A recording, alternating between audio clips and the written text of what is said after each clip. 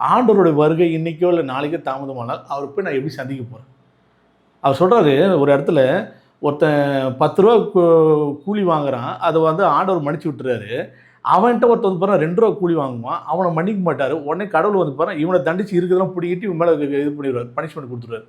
அப்படின்னா இவ்வளோ பெரிய தப்பு செய்கிற நம்மளை கடவுள் மன்னிக்கும் போது என்னை ஏன் ஜான் ஜெபராஜாலும் மன்னிக்க முடியல?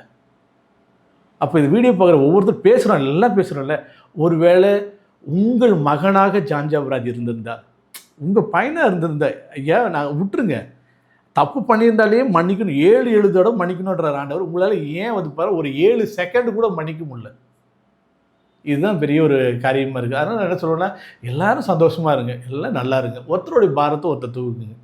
நாளைக்கு அந்த மகன் கஷ்டப்பட்டு வேதனைப்படும் போது அந்த வேதனைக்கு என்னுடைய பேச்சு காரணமாக இருந்துச்சுன்னா, என்னோடய காரியம் காரணமாக இருந்துச்சுன்னா அதுக்கு யார் பொறுப்பு? தப்பு செய்கிறது தண்டனை அனுபவிக்கிட்டோம், தப்பு செய்கிறதுல ஆண்டவர் பார்த்துட்டோம். நீங்களும் நானும் அவங்களுக்காக ஜெபம் பண்ணணும். ஒருத்தர் குடிகாரம் இருக்கிறான், குடிகார ஆண்டவரே அந்த குடியை அவன் விட்டுறணும்னு நான் அவனுக்காக ஜெபம் பண்ணணும்.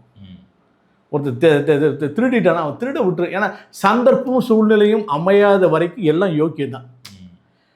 இன்றைக்கி டிவி முன்னாடி இதுக்கு முன்னாடிலாம் இவ்வளோ பேர் பேசுகிறான்ல, அவன்லாம் வந்து பார்த்தோன்னா 200 300 காணிக்க வேண்டிட்டு சாப்பாடுக்கே வழி இல்லாமல் இருக்கிறான். அவன்கிட்ட ஒரு 1 லட்ச ரூபா கொடுத்து கொடுங்களேன், ஜான் ஜெபராஜோட டபுள் மடங்காக மாறி காட்டுவாங்க. ஏன்னா இனி எத்தனை பாஸ்டருக்கு வந்து பாரு 2 மனைவி இருக்கிறாங்க, எத்தனை பாஸ்டர் இன்னும் குடிச்சு கொண்டு ஊழியம் பண்ணுறாங்க, 1000 போர்வையில் பார்த்தா எத்தனை பேர் வந்து பார்த்தோன்னா தவறாக வாழ்ந்து கொண்டு இருக்கிறாரு.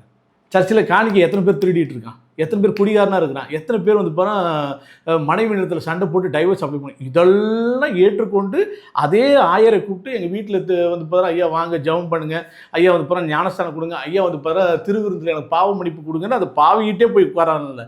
அதை காட்டிலும் இது எவ்வளோ உத்தமம் தானே.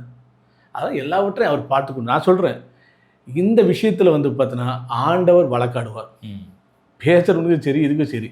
அதனால் வந்து பிற பொறுத்திருந்து பார்ப்போம். கடவுள் வந்து பிற தக்க சமயத்தில் இதுக்கான ஒரு காரியங்களை வந்து பிற கொண்டு வருவார்ன்றது என்னுடைய நம்பிக்கை.